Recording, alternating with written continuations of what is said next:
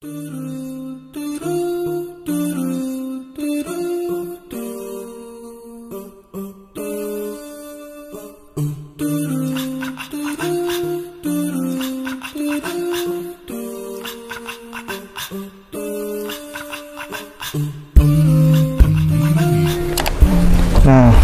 cacing ini mohon dibantu dijelaskan mulai pembibitan, bibitnya butuh usia berapa dan lain sebagainya. Ya, baik. Okay. Ya, oke. Assalamualaikum warahmatullahi wabarakatuh. Waalaikumsalam. Ya, alhamdulillah ya, ada Pak Tejo, Pak Ipung, dan Pak Dance sudah berkunjung ke tempat kami di Ras Organik, Komplek Peternakan Cacing Ras Organik. Nanti kita berkunjung di beberapa tempat ya, Bapak-bapak ya, karena di sini kita ada 3 lokasi. Lokasi pertama itu budidaya cacingnya, lokasi kedua untuk area produksinya, dan lokasi ketiga untuk area aplikasi di lapangan. Produk-produk cacing itu kita aplikasikan di pertanian, peternakan, dan perikanan gitu nggih. Nah, pertama tentu kita perkenalan dulu dengan cacingnya ya, bagaimana cara mengawali budidaya cacingnya. Ya, otomatis cara mengawali itu ini ada 2 cara gitu Pak Ipung ya. Pertama bisa dari indukannya langsung, ya indukan dewasa. Yang kedua dari kokon, dari telurnya. Nah, kalau untuk area-area Jawa ya, sebagian besar itu mengawali budidaya cacing itu dari indukannya Pak. Ya, kenapa? Karena orang-orang lebih senang langsung melihat fisiknya cacing langsung begitu ya, dan perkembangannya kan lebih cepat gitu ya. Maksudnya bisa langsung dilihat perkembangannya. Dan pengiriman itu tidak terlalu terpengaruh dengan jarak. Tapi kalau luar pulau, misalkan Sumatera, Sulawesi, Papua, mereka juga sangat berpeluang untuk beternak cacing. Tapi awalannya dari telur. Karena masalah jarak gitu nggih. Jadi ya itu, nah jadi intinya sama saja ya, dimulai dari kokon bisa, dimulai dari indukan cacing bisa. Sekali lagi untuk yang di Jawa itu kita umumnya mengawali peternak cacing ini dimulai dari indukan dewasa. Nah, seperti apa itu indukan dewasa? Nanti kita bisa lihat langsung di lapangan. Cuma ciri khasnya indukan dewasa itu adalah sudah ada apa itu kalung Pak Tejo. Itu kalung itu sebetulnya ya Pak Ipung, itu rahim sebetulnya. Disitulah telurnya itu disimpan. Nah, disimpan, kemudian dikatakan sudah dewasa itu cacing usianya itu sekitar 2 bulan. Ini itu 2 bulan itu ya, kalau secara fisiknya itu ada kalungnya. Terus secara fisik yang lain itu ukurannya gitu, ukurannya itu lebih kurang minimal sekitar 8 cm minimal 8. Ya, tapi umumnya cacing indukan dewasa itu adalah sekitar 10 sampai 12 cm. Nah, kalau sudah dewasa, cacing nggak bisa lagi Pak Ipung, nggak bisa bertambah besar lagi, tetap seperti manusia nih. Kalau udah usia 25 ke atas, ya tetap seperti ini. Nah, sama cacing ketika sudah umur 2 bulan, sudah menginjak dewasa, dia selnya sudah tidak lagi terjadi pembesaran, pertumbuhan, tapi lebih kepada perkembangbiakan. Nah, jadi cacing dewasa ini, ya usianya lebih kurang 2 bulan ini, itu sudah mulai melakukan perkawinan. Kemudian dia setiap masa produktifnya itu setiap 35 hari dia akan bertelur. Ya. 35 hari. Iya, itu bertelur.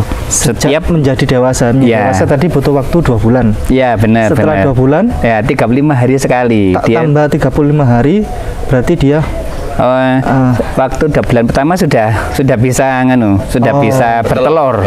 Biasanya setiap 35 hari itu bertelur. Usia produktifnya itu usia 2 bulan sampai 1 tahun. Usia produktifnya. Ibarat ibu kita itu usia 25 sampai usia 35-an gitu. Itu masa-masa produktif. Cuma masa yang paling produktif gitu ya, kan ada ya, itu usia ketika cacing usia sekitar 3 sampai 6 bulan, di antara usia itu. Kalau ibu-ibu kita ya usia 28 sampai 30-an itu usia produktifnya. Ya. Nah, setelah 1 tahun ya Pak Ipung ya, itu kan masa biologis ya, umur biologis cacing itu kan 2 tahun. Jadi setelah 1 tahun sampai 2 tahun dia sudah tidak lagi mengeluarkan telur, tapi dia sudah menopause sudah tidak bisa lagi bertelur ya, tapi energinya banyak dipakai untuk mengeluarkan cacing, kotoran cacing. Nah itu ya. Jadi ya itulah lebih kurang gambaran tentang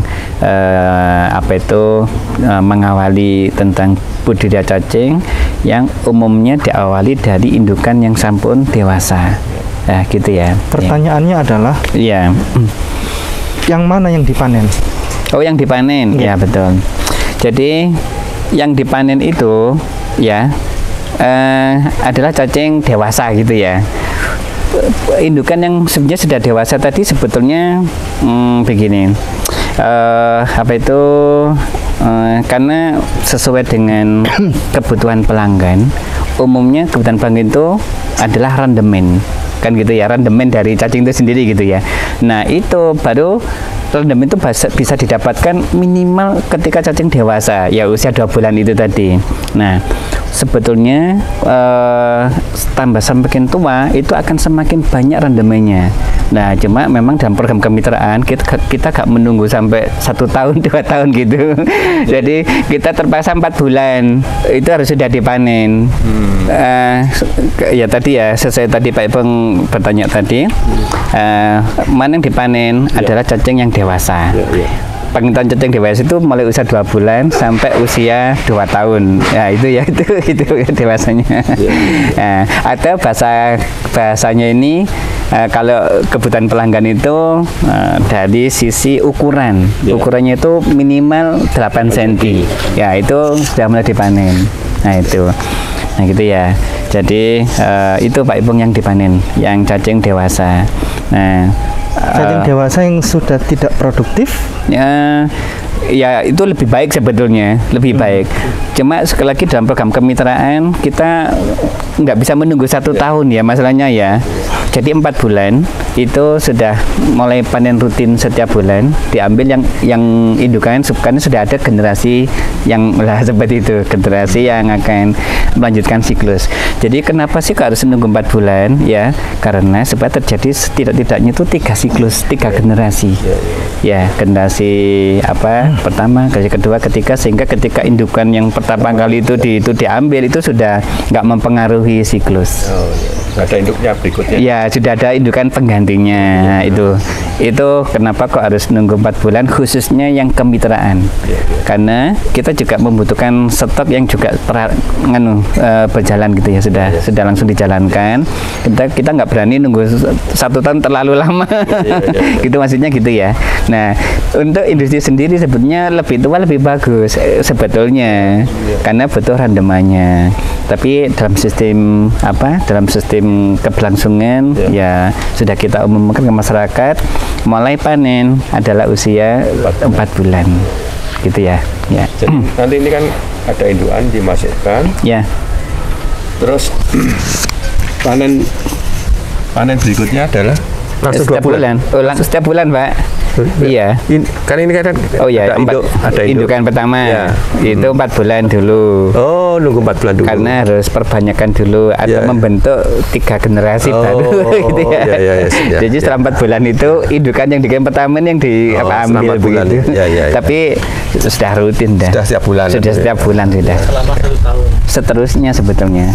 Iya, karena namanya regenerasi cacing terus teratur sudah berjalan terus. Tapi yang indukan yang pertama sudah ambil, tapi udah ada penggantinya. Satu kali bertelur itu 35 hari. Lebih kurang 30 sampai 35 hari. 4 bulan itu 3 generasi lah. Iya, lebih kurang seperti itu gambarannya. Lebih kurang seperti itu. Begini, ketika kita budidaya cacing itu kan memang ada ya teori-teori kalau ya ketika kita itu misalkan mengembangkan itu indukan diambil dipindah di kotak baru setiap 2 minggu lah gitu ya, itu boleh, tidak apa-apa, karena memang secara teorinya juga praktiknya juga benar. Tapi kayaknya kita menyarankan cara yang kedua. Jadi gini cara pengembangannya itu yang sistem kotak. Setelah kita punya satu kotak misalkan ya, satu kotak itu kan indukan pertama. Tapi kan karena indukan itu otomatis kawin, dia pasti kawin dan pasti akan mengeluarkan telur di tempat yang sama itu. Nah, sehingga kita itu yang yang kita lakukan di sini itu kita tidak memisahkan indukan dengan telurnya, tapi langsung kita tumpahkan bagi dua gitu aja. Supaya tempatnya cukup. Ya, bagi dua, separuh masuk kotak lama, separuh masuk kotak baru. Artinya indukan masih bercampur dengan telurnya. Gitu. Kita setiap bulan melakukan pecahan itu untuk sistem yang kotak-kotak gitu ya. Tapi kalau untuk sistem yang di sini ya sudah dia terus kawin dan seterusnya di situ. Kita melakukan konsep pemadatan populasi. Ya, artinya pada awal tebar itu yang misalkan itu 1 meter persegi itu adalah 2,5 kilo ya yang sering saya sampaikan. Sebetulnya untuk 1 meter persegi itu kita padatkan ya, di situ indukan anak jadi satu, anak jadi besar, indukan kawin lagi, ada generasi kedua itu di tempat yang sama. Itu 1 meter persegi bisa sampai 20 kilo sebetulnya. Artinya kita melakukan pemadatan populasi dalam ukuran tempat yang sama. Ukuran 1 meter persegi. Jadi pada tebar awal itu kan 2,5 kilo. Nah, itu di tempat yang sama kita nggak melakukan pembinaan, tapi terus berkembang biak di situ sampai populasinya bertambah banyak. Artinya kita memang ya tidak memisahkan antara indukan dengan anak-anak dengan generasi-generasi selanjutnya di tempat yang sama gitu ya. Itu lebih kita sukai ya, lebih kita sukai. Itu tadi hubungan dengan pertanyaan Pak Ipung ya, apakah ada ikatan batin antara indukan dengan anak. Kita tetap memperlakukan seperti itu ya. Oh iya, apalagi jadi tidak ada makan loh ya. Sampai sekolah bareng ya. Jadi cacing itu nggak makan anaknya, nggak gitu. Karena apa? Cacing itu prinsipnya itu pemakan bahan organik, bahan yang sudah mati gitu. Ya memang betul, kalau misalkan ada cacing mati, semut mati, ya dimakan karena dia tahunya itu bahan organik. Ya, ada kita mati pun dimakan cacing karena itu dianggap bahan organik untuk dirubah menjadi vermikompos. Nah, ya gitu ya. Tapi kalau saling memakan, enggak, memakan sesama hidup enggak. Baik. Jadi, tapi kalau makan nggak ada makanan, mereka mati ya? Mereka itu ya begini. Kalau misalkan nggak ada makanan ya otomatis mereka umumnya pindah tempat mencari makanan kemana-mana gitu. Ya pindah tempat gitu ya. Dia bisa makan apa saja, lumut-lumut kayak gini ya bisa dimakan ya. Jadi dia itu kalau kondisinya di tempat budidaya itu nggak ada makanan ya, pertama memang ada beberapa keadaan nanti. Dia ketika pindah tempat, lihat lingkungannya. Kalau dia pindah, kalau dia terlalu berat, dehidrasi mati di tengah jalan. Karena tidak sampai itu udah mati duluan. Namanya dehidrasi itu. Nah, yang kedua, dia tetap di situ, dia mulai kurus, dia akan mati kelaparan di tempat yang sama. Biasanya dia kalau nggak ada makanan atau agak kering gitu ya, dia tubuhnya itu mengkeret, ya, menciut, terus dia mati gitu ya, gitu. Terus ini pertanyaan penting, hamanya cacing itu apa?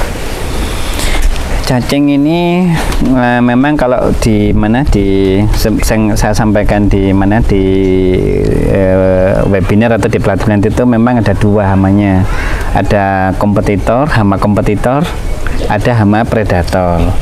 Kalau yang kompetitor itu adalah yang rebutan dalam hal makanan. Tadi di sana kan kita kasih ampas tahu gitu ya. Cacing makan, tapi semut-semut sini kok ikut makan bareng-bareng begitu. Itu tidak apa-apa gitu itu. Tidak apa-apa ya. Jadi itu berbagi. Tapi itu, semutnya tidak akan nyerang cacing? Tidak, itu mereka sama-sama pemakan bahan organik. Semut itu tidak makan barang-barang hidup, tidak. Ya, sama-sama makan bahan organik. Dan itu sebetulnya bagus dalam sebuah lingkungan ketika karena konsepnya begini, yang penting makanan habis, siapapun yang menghabiskan. Kenapa? Kalau makan habis itu lingkungan sehat. gitu. Ya, jadi itu konsep bahan organik itu kayak gitu, yang penting habis gitu ya. Nah, ya kita sih sebagai yang ngasih makan ya apa ya enggak apa-apa lah ya Pak ya. Misalkan kita ngasih ampas tahu, semut makan, cacing makan, rayap makan, itu biasa, yang penting nggak saling mengganggu satu sama lain gitu ya. Itu konsep kompetitor tadi, tidak berbahaya. Tapi kita boleh melakukan antisipasi, tidak apa-apa. Misalkan semut coba gak masuk, ya kita bisa pakai kapur semut. Itu terserah ke kita. Tapi kalau kami semua para peternak itu itu kita biarkan berbagi gitu ya, untuk kompetitor ya. Ya, dan nanti gini ceritanya. Ketika semakin berkembang waktu, seiring waktu itu cacing bertambah banyak kan. Nah itu otomatis namanya semut itu ya tetap datang, tapi juga nggak ada pengaruhnya karena sedikit sekali. Ya gitu ya. Sekarang predator. Ya, predator. Nah ini yang makan cacing, predator ini yang kita harus waspada. Ya. Predatornya adalah manusia. Oh, predator itu gini, ada ayam, ada bebek, ada burung, tikus, kadal, kodok. Nah itu ini hewan yang memang juga mau cacing gitu Pak ya. Ya termasuk kodok itu semut ya, apa nyamuk sikat ya, cacing juga disikat gitu, kan gitu ya. Kalau ayam, bebek, burung itu kan gede gitu ya. Predator besar gampang antisipasinya. Itu paling di ruang itu tinggal kita kasih pagar, nggak bisa masuk gitu ya. Kalau burung kan di atas nih, kasih paranet kan sudah nggak bisa masuk juga itu. Nah, hama yang agak dikeluhkan sama masyarakat itu kan yang tikus gitu ya. Kalau kadal kodok itu jarang, karena kayak gini bukan lingkungannya kadal kodok gitu ya. Tapi tikus itu iya gitu, karena di rumah-rumah itu tikus banyak juga. Nah itu tikus itu makan cacing juga ya. Nah walaupun antisipasi juga banyak sebetulnya, kan bisa racun tikus, bisa perangkap, atau sekarang anak-anak itu pakai ini Pak, alarm gitu. Karena tikus itu sensi dengan bunyi-bunyian ya, gitu ya, dia itu kaget-kagetan gitu. Nah itu cara antisipasi tikus. Nah atau kadang-kadang musuh tikus ya dengan kucing gitu ya, itu gitu. Nah itu gitu masalah predator cacing ya, yang sering dikeluhkan masyarakat adalah tikusnya yang sering dikeluhkan. Nah cuma begini, kalau nanti Pak Ipung, Pak Tejo ya, kalau ke lapangan namanya peternak cacing itu, kalau ternak itu di kebun-kebun jadi terbuka sekali gitu, mereka gak mungkin ngatasi tikus gitu ya. Nah karena apa? Tahu prinsipnya itu pertama ya, hewan itu pasti punya rasa kenyang ya, udah kenyang dia selesai ya. Tikus itu ukuran ususnya dengan cacing yang 12 cm itu sudah hampir sama.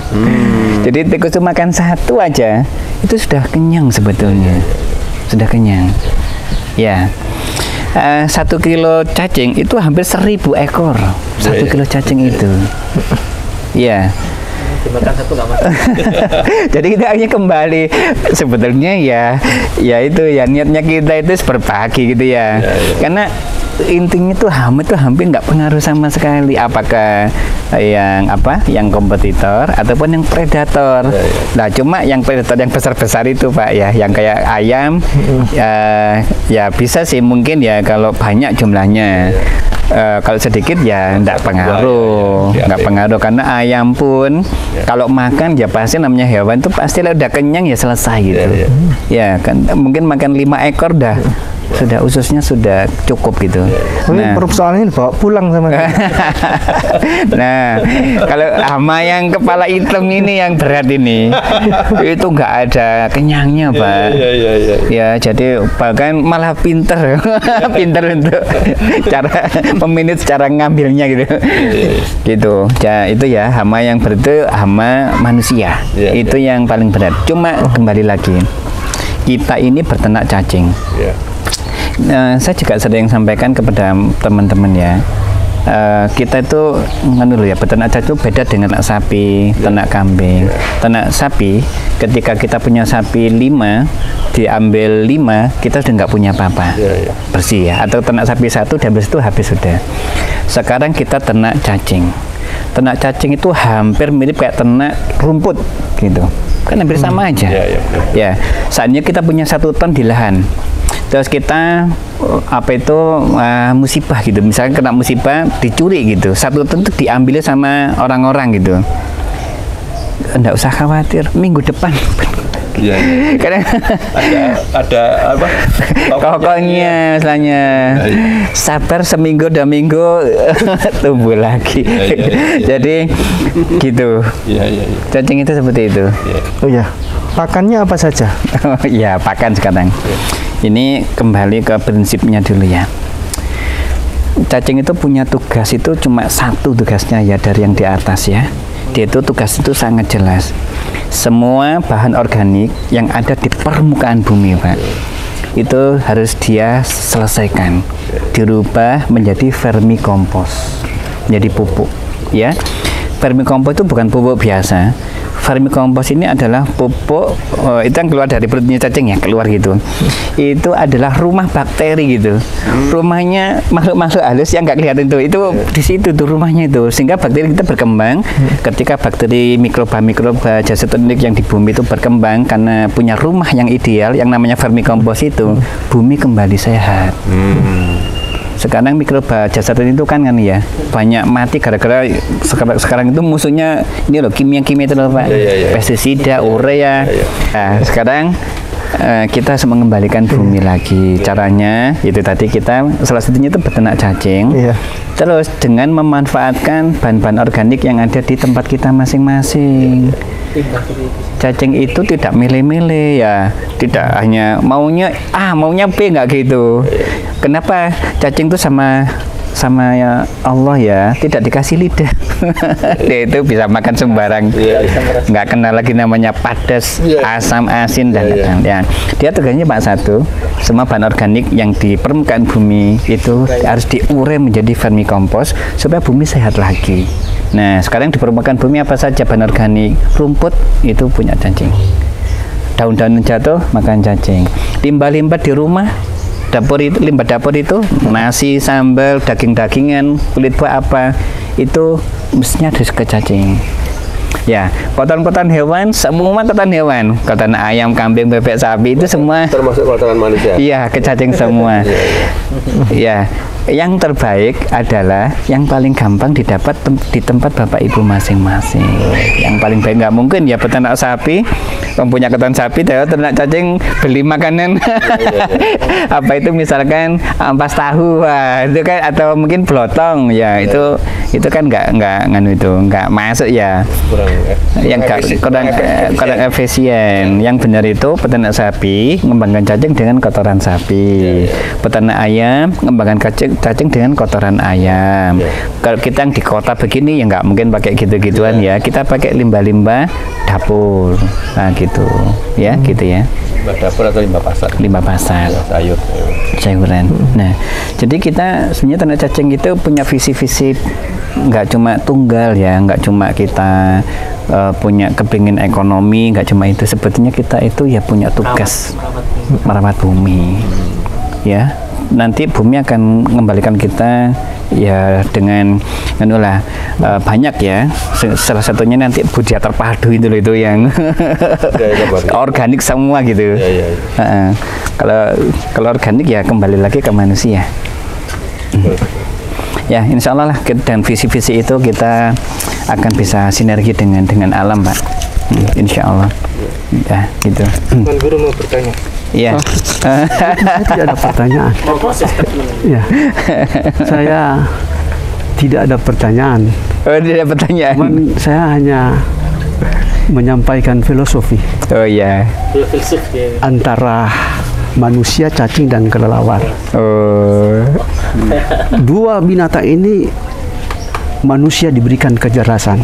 Sementara manusia bekerja, tiba-tiba kelelawar ngomong, "Hei, Anda tidak bisa menghasilkan sesuatu tanpa kerjasama antara manusia dengan manusia. Saya bisa bergantung kepada diri saya sendiri. Iya, Ya. iya, kelelawar. Sementara kelelawar dengan manusia, dialog cacing bicara. Iya. Segala sesuatu yang ada di bumi ini didirikan di atas tanah. Tanah itu kehidupan saya. Baik bangunan, manusia, dan pohon yang ditempati oleh kelelawar. Hei manusia, jika engkau mati, aku yang menikmati engkau. Iya. Aku dan kelelawar kalau mati tidak masuk neraka kalau kami punya kesalahan. Tetapi engkau manusia, Iya. jika engkau melakukan kesalahan, neraka. Iya. Nah, arti kehidupan ini Iya. kita bekerja untuk Allah, termasuk Iya. ternak cacing. Iya. Kita rezeki Iya. untuk kemuliaan Allah. Iya. Saya tidak perlu panjang lebar karena Iya. saya tidak ada bahan untuk Iya. mengolah hal ini. Jadi Iya. Ya, hal-hal itu saja yang visi sampaikan. kita salah satunya begitu, Iya. Pak, visi kita itu. Mari kita ke 8. Ayo, ya, saya ke 8 ya. Kan kita ada dua apa? Ada dua desain, ada desain hamparan, ada desain bertingkat. Kalau yang hamparan itu, kalau yang lahannya itu lebih luas. Nah, ini hamparan seperti ini sebetulnya bisa kita anggap ini tempat pembuangan limbah organik. Langsung masuk begitu ya, limbah organik. Nah, kebetulan kita ada pondok yang kerjasama itu, karena santri-santri pondok itu makanannya banyak gitu, sisa-sisa itu dimasukin ke tempat cacing begitu. Nah, itu. Nah, itu. Jadi Artinya untuk makanan dari pondok bawa ke sini. oh, nganu di pondok, kan pondok ini apa Atibian kerjasama. Oh, Ya, mereka bikin cacing juga. Ya, mereka bikin cacing, memanfaatkan limbah-limbah sisa makanan para santri-santri begitu. Nah, santri melihat, wah ini jadi cacing ternyata. Berkembang biak jadi macam-macam akhirnya pengembangannya. Nah, ya ini kotak ini salah satu contoh tempat budidaya cacing model hamparan ya. Jadi ada pembatas, terus ukurannya itu 2x8. Nah, untuk ukuran 2x8 ini, itu cacingnya itu untuk awalnya 40 kilo. Nah, ini yang disebut-sebut paket A, Pak, yang hasilnya 1 kintal per bulan. Jadi misalkan gini, Pak Ipung, ini kita mau harapan punya penghasilan 1 kintal per bulan. Nah, lahannya lebih kurang 1 kotak ini. Gitu, lahannya begitu. Ya. 40 kilo awalnya. Nah, kenapa saya bikin 6? Itu untuk contoh. Kalau 6 itu ini kita desain panen setiap minggu, Pak. Jadi ini Senin, Selasa, Rabu, Kamis, Jumat, Sabtu. Nah, itu cara kerja yang bagus. Jadi terus nggak pernah berhenti untuk panen. Ya, panen harian. Nah, itu baru namanya budidaya yang bagus. Panen yang harian. Siklusnya. Nah, cacing suka dengan keteraturan. Senin, Selasa, Rabu lah. Itu semua tersistem semua. Gitu ya. Kalau panennya sudah lebih dari 2 bulan 3 bulan, wah ini yang aduh penyakit selalu datang di sini. Yang begitu panen rutin setiap hari gitu ya. Gitu. Nah, ini ya Bentar, Pak, ya. Nanti kan 1 minggu, siklus berikutnya kembali ke minggu yang ke hari yang pertama ini apa sudah ada yang bisa dipanen? sudah. Sudah. Jadi memang kita mengurangi jumlah yang kita panen. Sebetulnya, nah ini kan tapi ya harus nunggu untuk pertama kali 4 bulan pertama loh ya. Karena selalu membuat siklus dulu, 3 generasi itu tadi. Nah, jadi setelah itu baru ini bisa panen setiap bulan sebetulnya. Nah, sekarang bisa nggak setiap bulan kita pendekkan jadi setiap minggu? Ya bisa, cuma populasinya aja dikurangi. Cuma itu aja ya. Jadi misalkan ini 1 kintal per bulan, kita anggap 25 kilo per minggu. Ya, dalam per minggu artinya cuma ngambil sisi yang sini aja gitu. Kalau 1 bulan diambil semua pinggiran semua, tapi kalau setiap minggu kita ngambil di tempat yang sama terus, itu bagus, Pak. Ya, ngambil terus yang di sisi ini terus. Minggu depan di jadwal ya, di tempat yang sama Senin. Senin pokoknya setiap hari Senin. Ini Selasa pinggir itu gitu, Pak. Jadi kita selalu ya namanya terjadwal di tempat yang sama di hari yang sama, gitu ya. Jadi ya ini terus nganu Pak, terus siklus terus terjadi, ya. Bagus. Sekarang yang tingkat. Ya. Ini cacingnya. Ya ini cacingnya ya. Ini jadi terlihat ya. Nah, jadi kalau ambilnya biar bisa khusus cacing itu. Oh, nganu panen ya namanya ya. Nanti kalau ngambil kan memang cacing kalau siang agak sedikit turun ke bawah ya, karena dia nggak suka cahaya. Kalau di gelap itu dia banyak. Nah, ini ya kan masih nyampur sama media, otomatis harus dipanen dulu kan untuk memisahkan media dengan cacingnya. Jadi biasanya cukup ditaruh anggap aja gini aja lah ya. Nah ini gini nih, cacing nanti akan ke bawah karena dia itu menghindari ini cahaya. Nah kita tinggal ngambil ya. Tapi harus nunggu berapa? Ya nggak lama kok ya, pada saat sampai nganu nanti dia bersih sendiri. Ya bersih sendiri. Nah itu nanti ya gitu ya. Jadi lebih kurang mungkin sekitar sekitar 5-10 menit lah kita nunggu cacing ke bawah. Kalau kita panen buahnya ya kita harus bikin banyak ini Pak, banyak gundukan ya. Itu jadi ini selesai ini ya jadi gampang itunya ya. Itu situ ya. Kalau nanti misalkan bapak-bapak nanti bikin kan Pak Tejo kan 10 ya Pak Tejo ya. Kan paket J panjenengan. Yang yang 400 kilo itu. Iya, itu bisa bikin 10 ginian. Ya, karena memang sangat sederhana begini. Atau bikin rataan. Sebenarnya kalau saran saya itu mestinya yang seperti ini dulu, Pak. Karena apa? Paling praktis. Ya, terus cacing langsung nyaman. Bahannya kurang tapi. Nah, mungkin hanya kurang. Ya, sebenarnya ini yang paling ideal untuk para pemula. Karena cacing itu ibarat, kalau di sini tuh ibaratnya seperti dia tuh hidup di alam aslinya. Ini pakai bisa ya, pakai asbes yang dipotong. Oh iya betul bisa. Kalau di lapangan bahkan tidak ada pembatas Pak. Cukup tanpa pembatas. Gerutan tok gitu. Nah ada pembatas ini hanya karena untuk kerapian aja aslinya. Jadi cacing tidak butuh. Ya display aja. Ya gitu ya. Harapan saya sih ya moga-moga loh Pak. Moga-moga bapak-bapak itu yang model seperti ini. Karena cacing itu nyaman. Gitu. Nah, dibanding yang ini. Ya. Oh ini saja. Nah, ini namanya sistem apartemen. Karena masih itu kasang karena kemarin sudah dipanen. Bisa nggak apa ya? Apartemen. Jadi lah ini cacingnya. Nah, kalau di sini cacing kita buat memang agak padat ya, karena apa? Ini kalau kita panen harus cepat gitu. Nah, ini yang bahasanya yang untuk panen semut-semut. Nah, itu kita biarin ya. Jadi sistem pra ini ya, kenapa untuk para pemula agak sedikit kurang kita rekomendasikan karena butuh insting.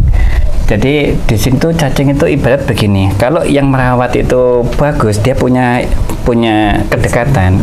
Itu cacing nggak di hotel Pak. Cacing seneng gitu cacing itu. Ya. Tapi kalau kita kosongan, kita kurang banyak pengalaman, feeling nggak dilibatkan, dia nggak di penjara. Dia itu stres sama stres. Ya bisa. Malu itu kalau stres memang agak berdampak akhirnya.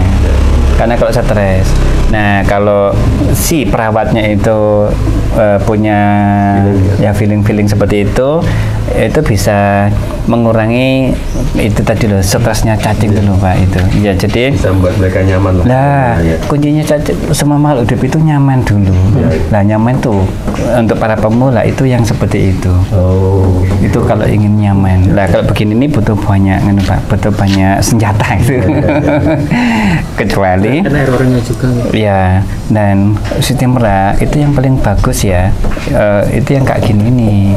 Karena bukan dari kayu kan? Nah, dari kayu itu ya kalau gini kan stabil, terus nggak ada rayap-rayap. Kayu kan bisa ngundang rayap kayak gitu dan sebagainya. Kalau jadi plastik kan ada yang plastik, ya itu kadang-kadang rotok panas gitu. Iya, jadi Suhunya yang enggak- lingkungannya itu Pak. Saya itu suka lingkungan karena ya itulah makhluk hidup. Ya, jadi sebisa mungkin Pak, sebisa mungkin di bawah. Itu cacing itu selama kita memang ngasih dia makanan, dia nyaman berkembang biak. Cuma kalau di raraan, memang sih raraan itu ya bagi kami ya jelas pasti raraan karena kita kan harus efisien tempat gitu Pak ya.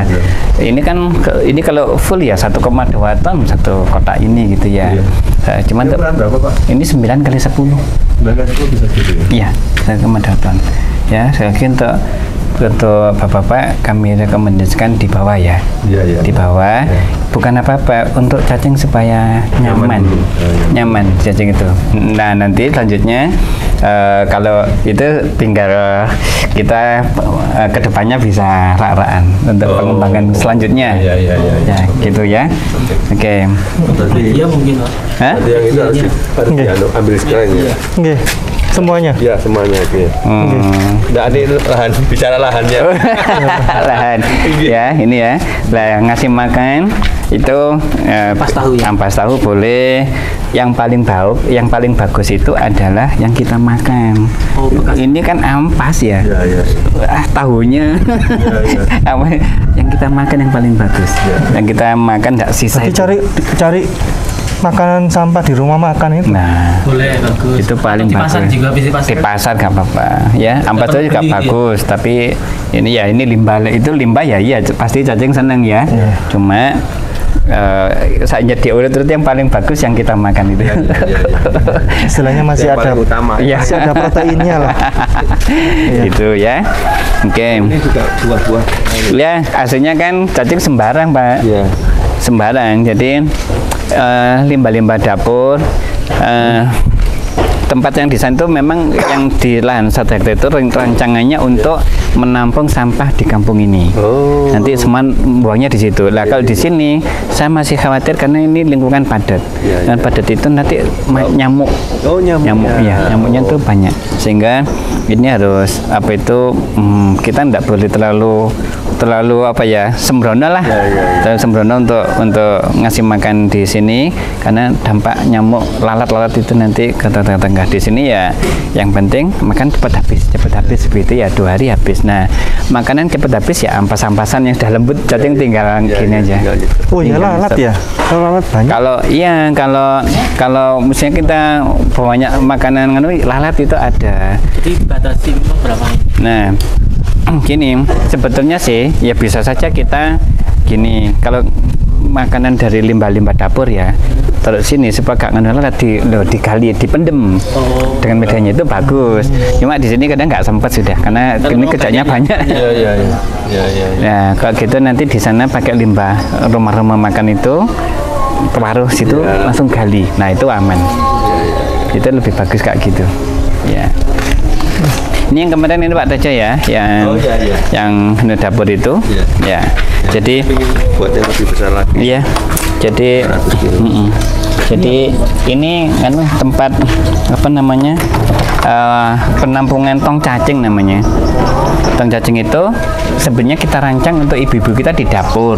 Kalau membuang sampah itu langsung masuk situ aja. Nanti, dan ini kan ada tuas nih ceritanya. Tuas itu nanti untuk mengeluarkan kotoran yang di bawah itu. Castingnya. Nah gitu ya. Ini apa kerjasama juga sama warga kampung sini? Kenapa? Untuk ibu-ibu dapur. Ini kita dulu. Kita bahasanya kita maksimalkan dulu risetnya. Setelah itu nanti ibu-ibu kita nganukan. Iya, ibu-ibu kita nganukan. Ini kalau diputer keluar. Kasihnya keluar. Tapi ini ini untuk membuang kotoran cacing. Kasihnya itu ini berupa cairannya. Oh, bukan.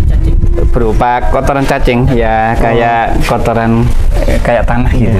Nah, kan cacingnya naik ke atas kan gitu, Pak. Itu. Nah, ini makanan nih ya. Ini makanan kebetulan. Nah, ini bagus ini cara ngasih makan model kayak gini di Ini kebetulan di sebelah rumah itu ada home industri jamu. Limbahnya jamu. Limbah jamu itu coba campur sama ampas tahu gini. Sehat cacingnya. Diberikan ke cacing. Ya, Dia nggak punya rasa ya, ya, nggak punya feel. ya, Pokoknya makan aja. makan. Jadi Nggak peduli jamu, pahit, nggak peduli. Yang penting organik, yang penting organik. Nah, ya. Gitu. Oke, ini udah ya. Terus ini Oh, ini bedanya sama yang tadi gimana? oh sama saja. Ukurannya juga hampir sama. Apa itu? Ya, ini gini. Sebenarnya kita untuk memudahkan panen. Jadi kita itu kalau panen, misalkan, apalagi di sistem kita yang harus, wah bisa jadi hari ini harus panen berapa banyak gitu ya, harus selalu siap ini. Ini bisa dikatakan ya tandon ya, karena panen dari sini gitu. Nanti kapanpun kita cacing diambil itu kita selalu siap. Kita tandon dari kita. Ready terus ya, kayak gitu ya. Terus ini tanah gunung. Ini juga makanan juga sebetulnya. Makanan juga tanah gunung. Karena tanah gunung itu kan kompos dari daun-daun. Ya juga di situ banyak mineral juga. Nah itu penting juga bagi cacing. Ya ini. Salah satu media ini ya. Ya salah satu media. Sebenarnya media itu ya makanan sama aja. Iya makanan pokok. Nah kalau ini apa itu serbuk kayu campur sama sekem ayam.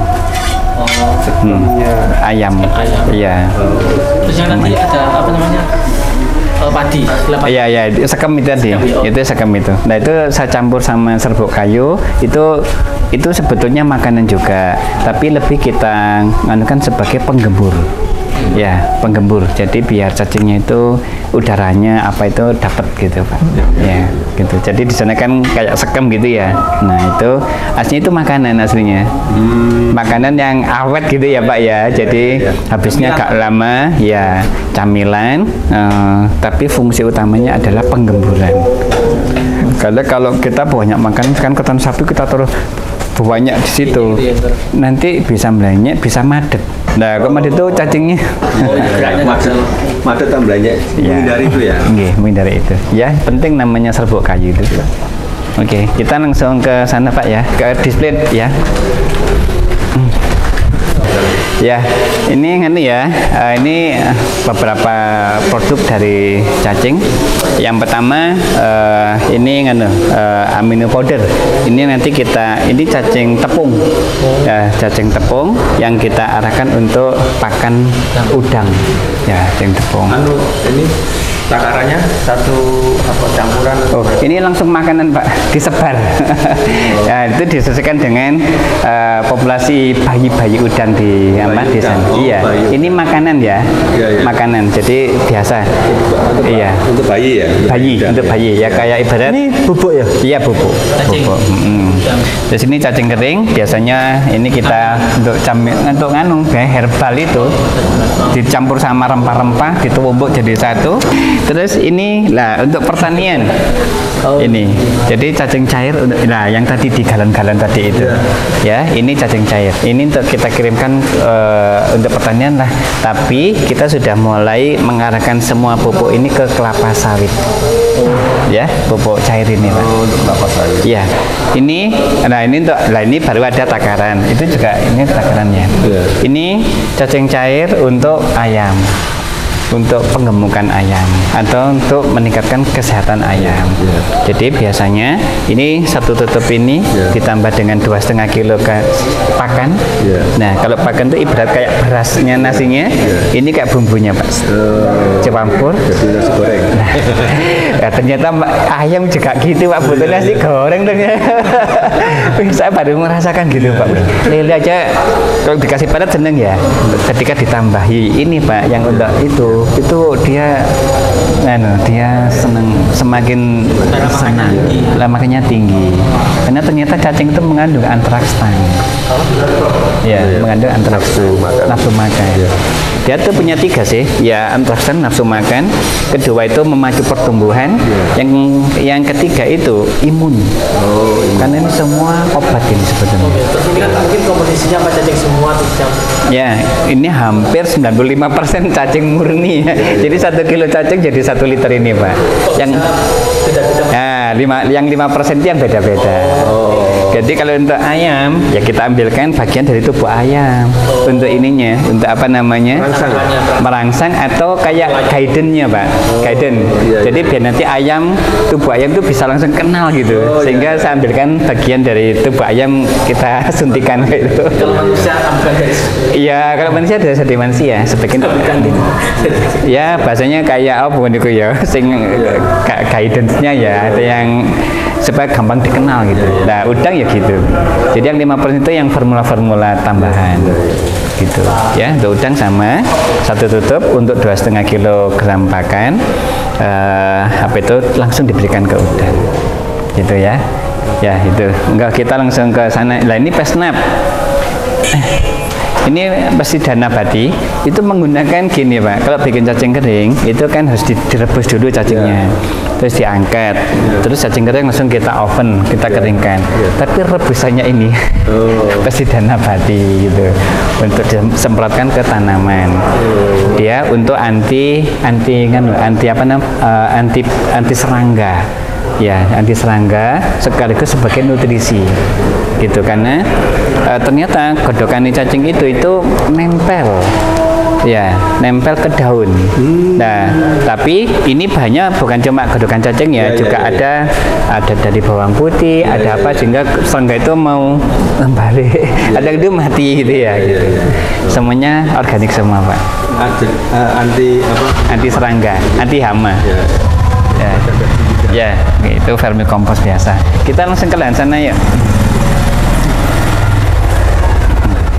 Ini jalan kaki.